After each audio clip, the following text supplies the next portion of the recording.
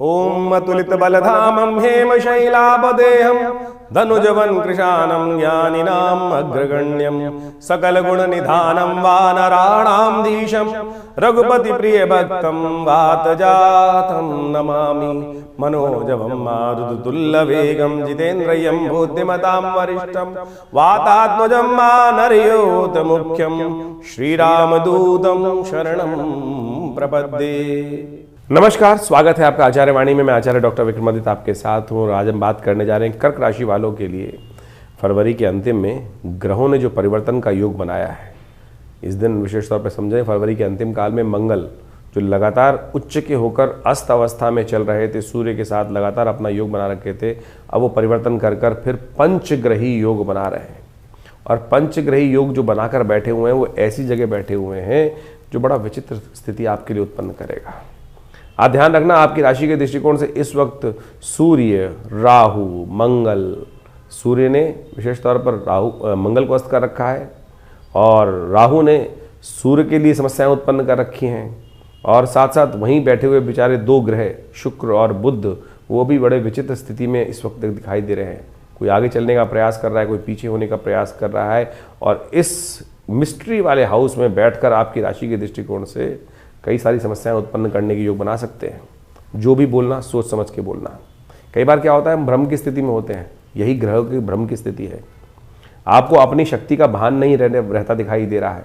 अपनी शक्ति को, अपने लेवल को समझने का प्रयास करें, उससे ऊपर जाके कार्य करोगे और कहीं ना कहीं कोई कमिटमेंट करोगे तो फंस सकते हो। इस वक्त ध्यान रखना ग्रह नक्षत्रों के दृष्टिकोण से कोई गलत बात करने से जुर्माना डबल हो सकता है। इस वक्त ग्रहों का योगायोग आपके लिए इस प्रकार का बन रहा है, तो बहुत शालीनता से इन दिनों को निकालने का प्रयास करो। होलाष्टक आएंगे इन दिनों, फरवरी के अंतिम में होलाष्टक आरंभ होंगे, मंगल परिवर्तन की तरफ जाएगा।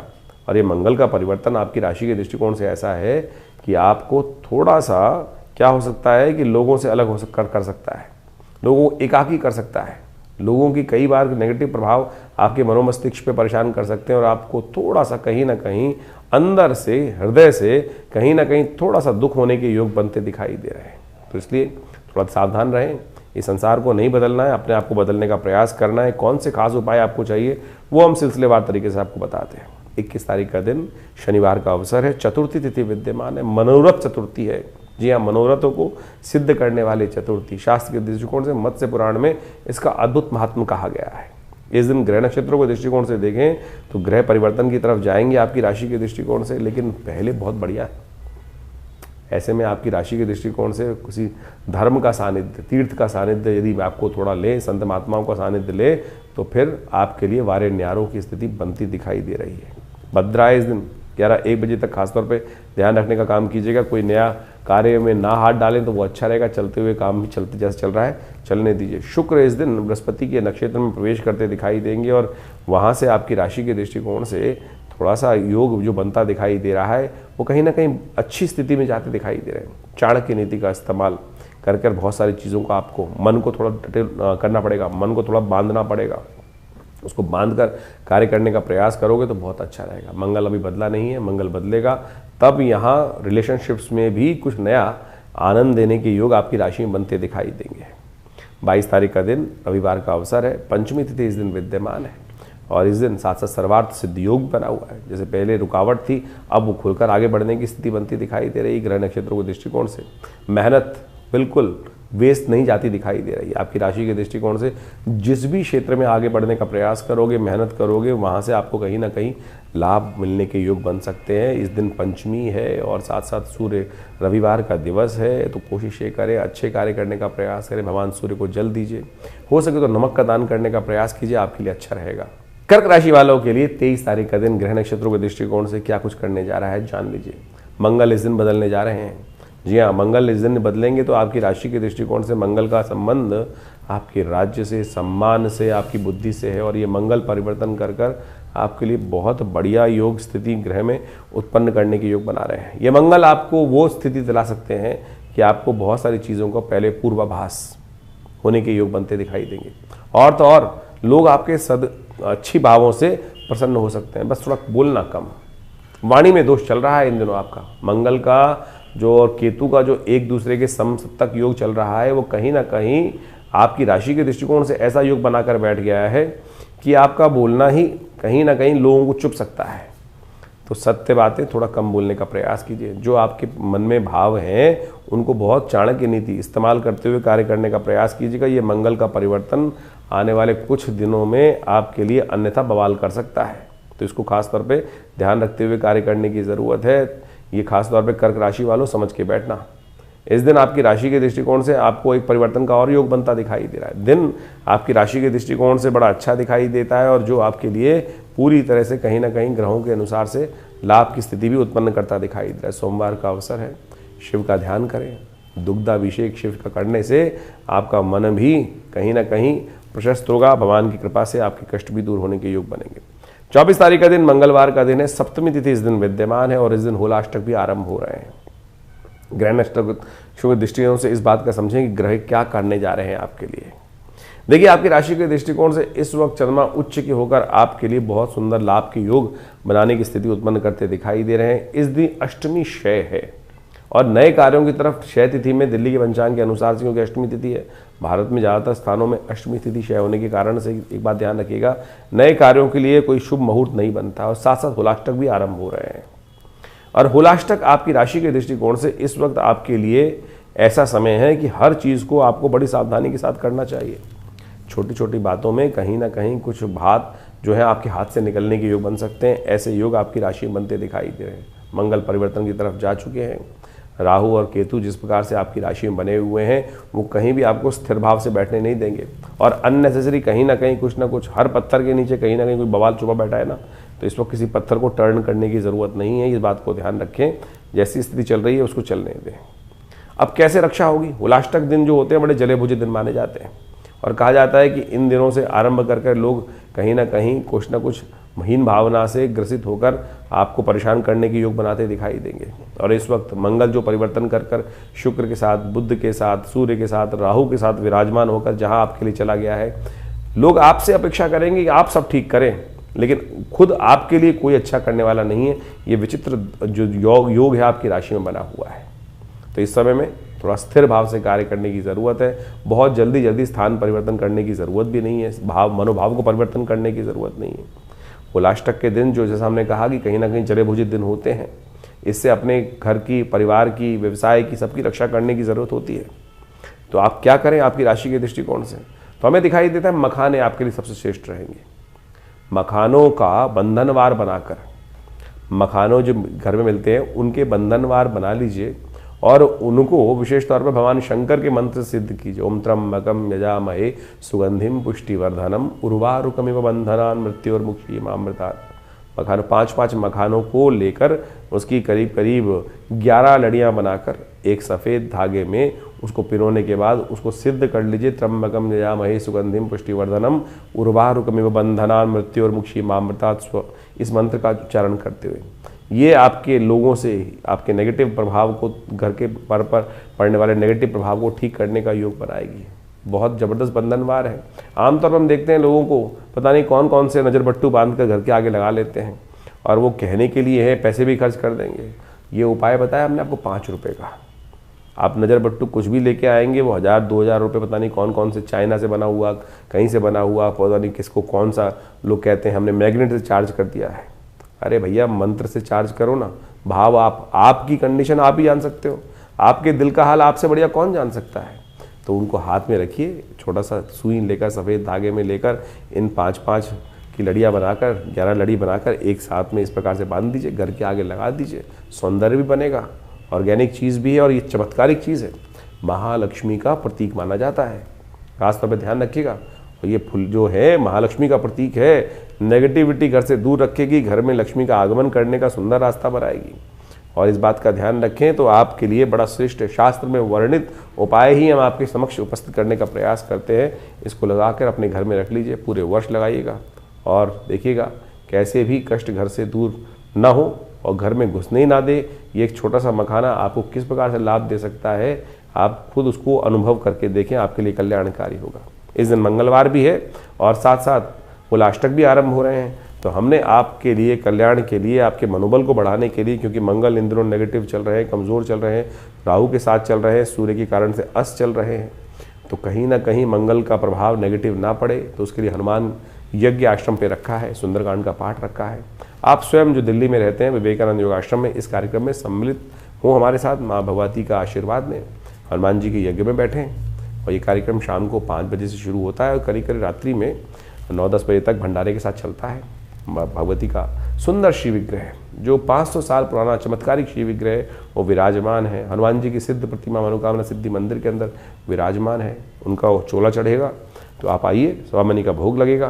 भगवती कृपा से, हनुमान जी कृपा से आपके ग्रह जो थोड़े कमज़ोर है उनको ताकत मिलेगी, कष्ट दूर होगा।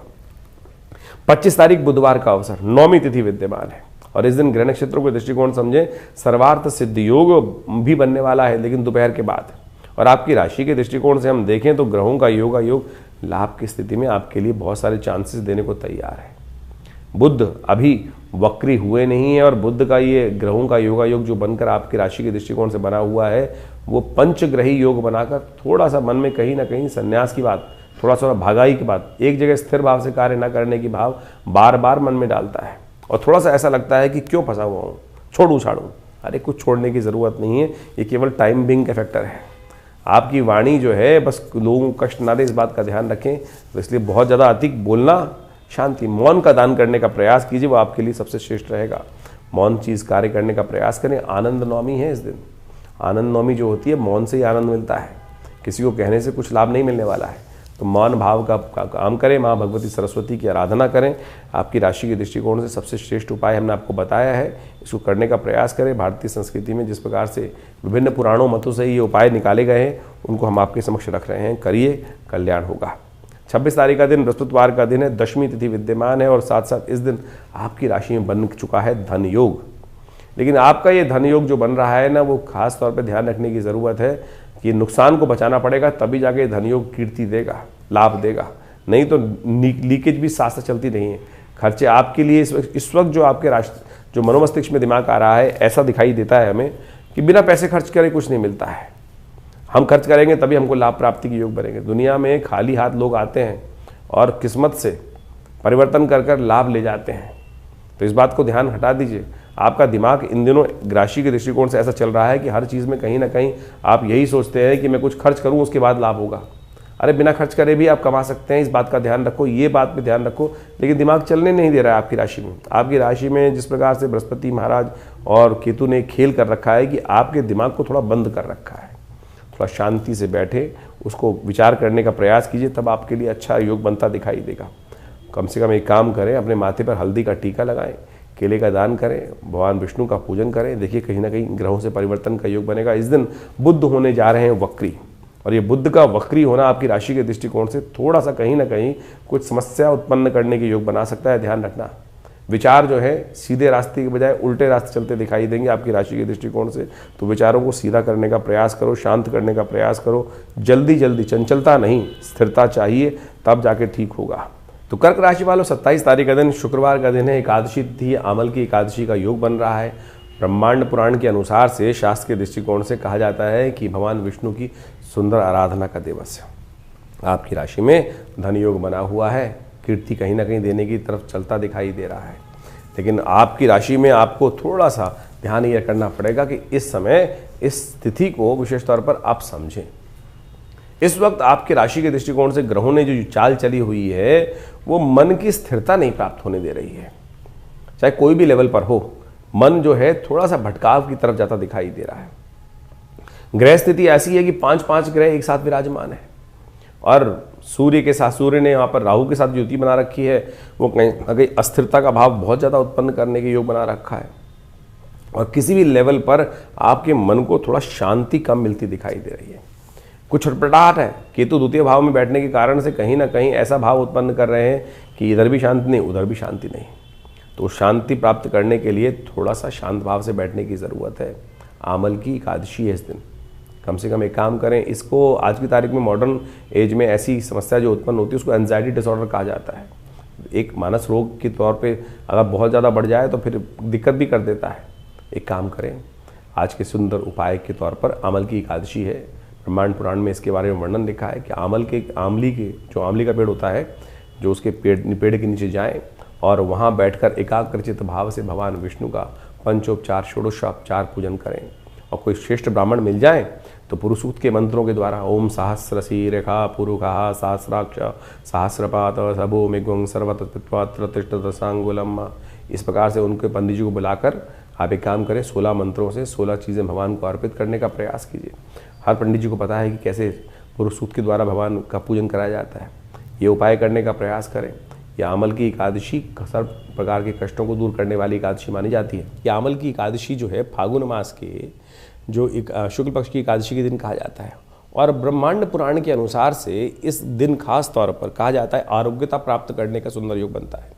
फागुन मास की शुक्ल पक्ष की एकादशी के दिन कहा जाता है कि आंवले के पेड़ के नीचे बैठकर भगवान विष्णु का यथाउचित भाव से पूजन करना, कथा का श्रवण करना से क्या होता है कि जो भयंकर से भयंकर बीमारी के योग भी जीवन में होते हैं ना, ग्रहण प्रभाव के अनुसार से बनते हैं, वो भी कहीं ना कहीं दूर हो जाते हैं। और इस दिन विशेष तौर पर भगवान विष्णु का धात्रेयी नमः इस मंत्र का उच्चारण करते हुए पूजन करना, आंवले का दान करना, भगवान विष्णु को विशेष तौर पर अपनी जितनी आयु हो उतने बड़े आंवले लेकर उनकी माला भगवान को अर्पित करने से अद्भुत रूप से कल्याण के योग बन जाते हैं। तो इस दिन बड़ी श्रद्धा से व्रत करें, भगवान के नाम का संकीर्तन करें, ओम नमो नारायणाय इस मंत्र का जप करें, कल्याण के योग बनेंगे, कष्ट भी दूर होने की स्थिति बहुत बढ़िया से आपकी राशि में बनने की स्थिति बन जाएगी। अपने नाम से इस दिन विशेष तौर पर कोई जीवन में कष्ट चल रहा हो तो कहा जाता है कि आंवले को अपने वजन के बराबर आंवले का दान करने का प्रयास करना चाहिए। इस दिन यथेच्छ मात्रा में इन दिनों बहुत ताज़ा आंवला आ रहा होता है और अभी चैत्र तक तो सुंदर रूप से प्राप्त हो गई होगा। तो ये शास्त्र के अनुसार से जो विधि के अनुसार से वर्णित उपाय हैं इनको करिए, कल्याण होगा। कर्क राशि वालों के लिए 28 तारीख का दिन कैसा है जान लीजिए। कर्क राशि वालों 28 तारीख शनिवार का दिन है, द्वादशी तिथि विद्यमान है और ब्रह्मांड पुराण के अनुसार से पाप नाशिनी द्वादशी के रूप में इसको जाना जाता है।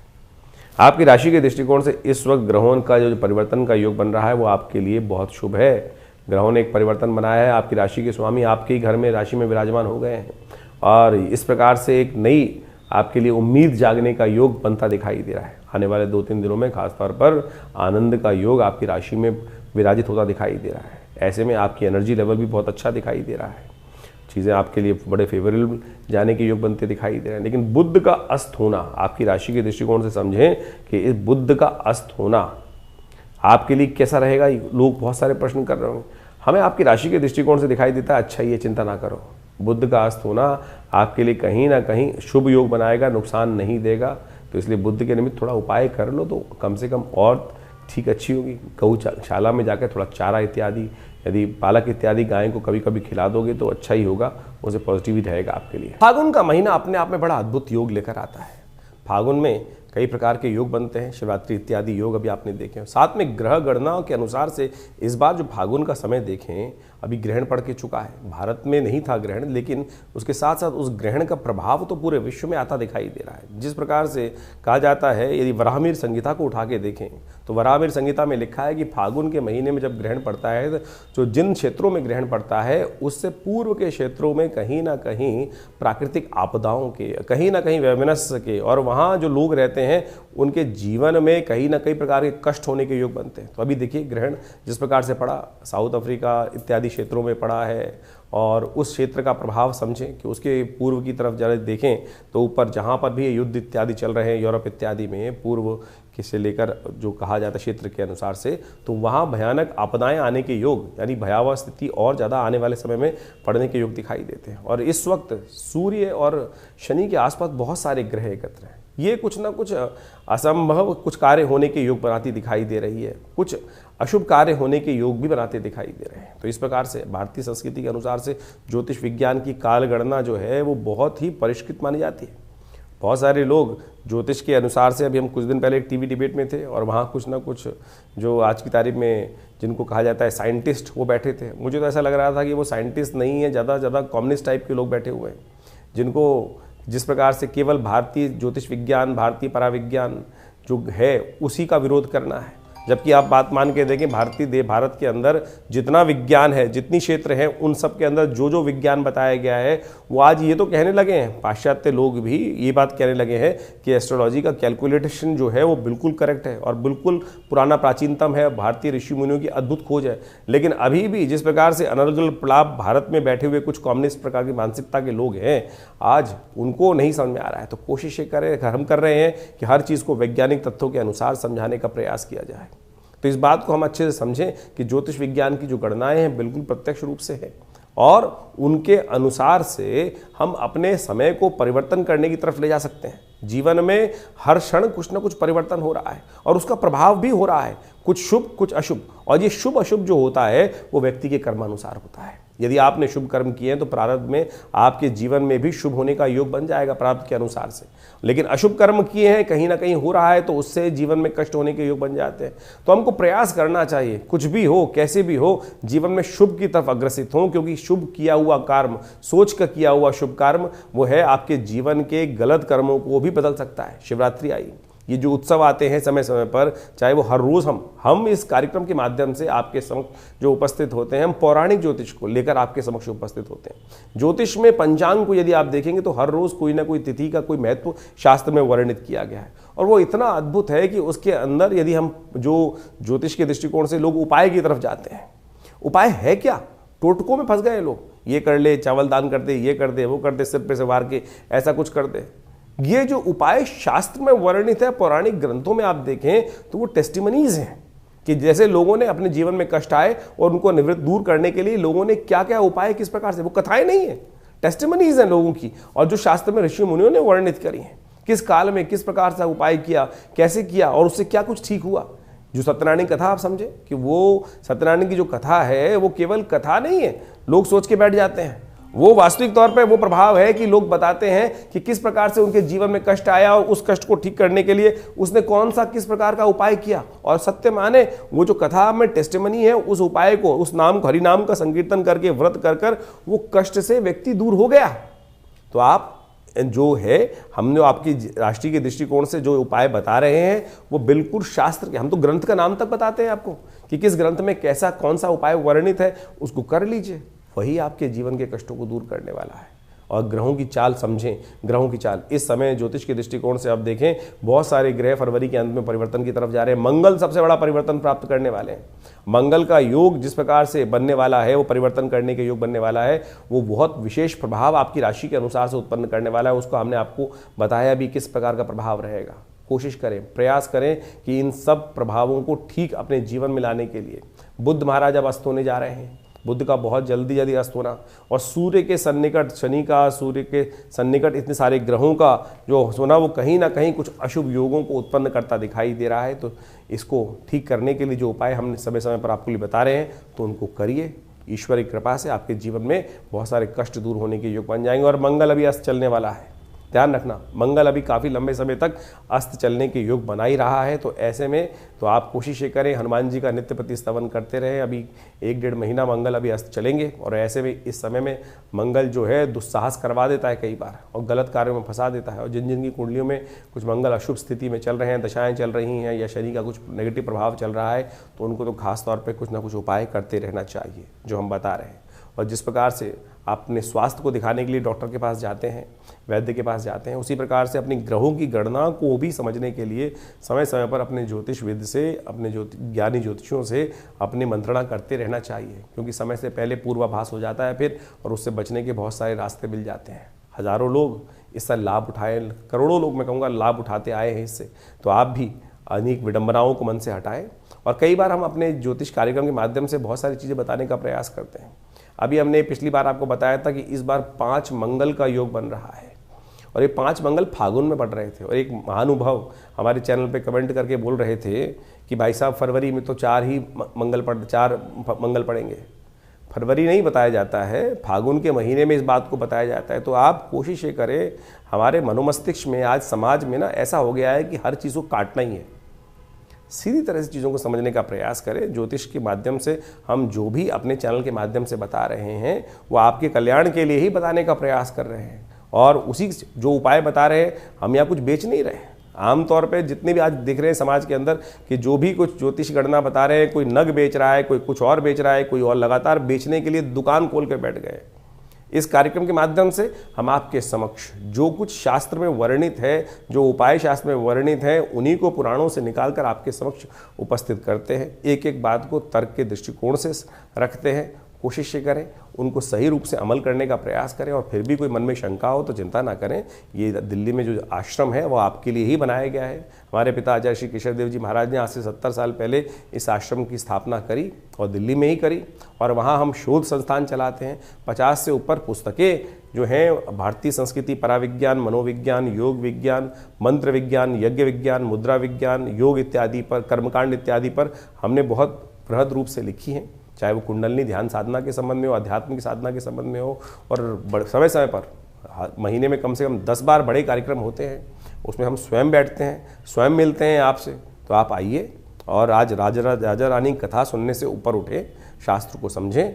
हमने रामचरित मानस के ऊपर हर रविवार को स्वाध्याय रखा हुआ है, और उसमें राजा रानी कथा नहीं, उस विज्ञान को, भारतीय संस्कृति के विज्ञान को आप कैसे अपने जीवन में उतार सकते हैं, उसको सार रूप में समझने का प्रयास करना। जैसे कथाओं पे करोड़ों रुपए खर्च किए जा रहे हैं, जबकि कथा पुराने ज़माने में ऐसे ही ज़मीन पे बैठ के की जाती थी, जंगल में, बाग में बैठ के की जाती थी। लेकिन आज 2-2 करोड़ 10 करोड़ रुपए खर्च कर जो एक रेपुटेशन और किस प्रकार से कथाओं को करने का व्यवस्था बनाई जा रही है, वो बड़ा दुर्भाग्यपूर्ण है।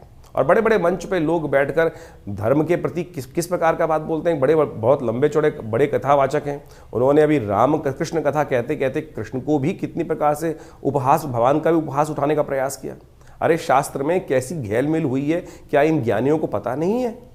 इन ज्ञानियों को ये भी समझना चाहिए कि शास्त्र के दृष्टिकोण से जो रहस्य की बातें बताई गई हैं उसको अपनी विवेक बुद्धि के अनुसार से उपयोग करें। केवल मंच को आप अपनी सेल्फ की जो भी कार्य करने की बात कर रहे हैं। शास्त्र में कितना लोगों ने, हमारे भारतीय संस्कृति में कैसे कैसे लोगों ने कैसा कैसा दुराग्रह किया है। शास्त्र को प्रमाणित रूप से बदल दिया गया।